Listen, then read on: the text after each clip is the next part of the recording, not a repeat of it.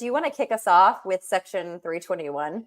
Yeah, Section 321. Look, the industry talks a lot about cross-border, how to get products from overseas manufacturing into the country.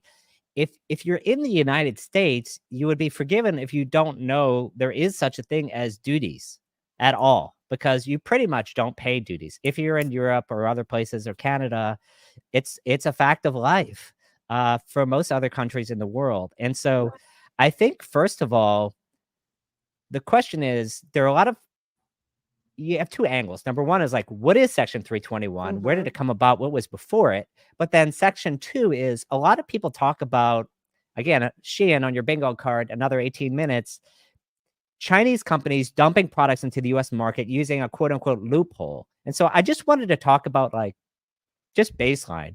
Yeah. What is Section 321? How do customers get things into the market? Absolutely. Yeah, I think, Rick, if you may, maybe let's do a little primer on 321, like what the hell this thing is. And just, it's not as old as the war that started in Lexington, going back to the Civil War, but it's pretty old. It is pretty old. I mean, would you believe that if I say it's actually 80 years it has been in there? So though it's one of the oldest associated with one of the oldest trade laws that started in 1930, I believe. Like, Herbert Hoover created this rule around 25,000 products or something. You have to pay 20% tax. By the way, that was one of the things that contributed to the Great Depression. Right. But come in over the next 6 to 7 years, people realize you can't just tax things as is, right? So if you're bringing things personal use, it went from $1 to $5. If you're bringing things gift, it went from $10 to $25, where you are not going to be paying any duty and taxes. So that was really the birth of Section 321, right? So back in the days, fast forward 70 years, the number is $200, right? By end of the century, the number is $200. And by that time, one thing that we also have to pause and kind of think about it.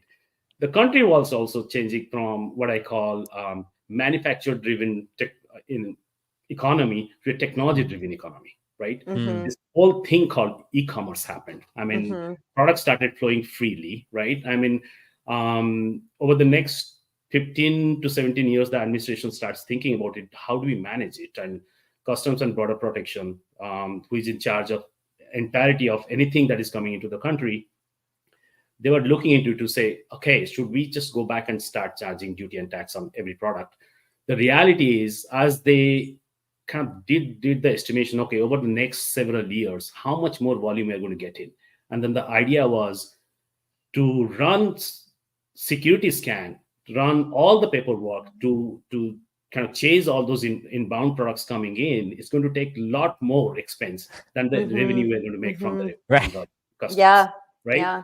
So they decided, okay, we can't just charge. Rather, we should come up with this whole thing called low value customs clearance, low value customs clearance, right? So over the next 5 years or so, 2016, I believe, when the Obama administration basically moved it from $200 to $800. But I think one fundamental thing that people often don't realize has been in place is this was created to make commerce easy. Period. Right. Make commerce easy. Make commerce easy. Make commerce fast. Make it beneficial for US businesses to bring stuff in, as long as they're following certain rules, right? So you can't bring in any kind of crap. You have to do your things. It has to be legit. It has to have certain degree of authenticity into it. All those things considered, yeah, sure, bring it in. $800. No duty and tax. So it's been there in place. It's actually sad that a lot of people don't leverage it.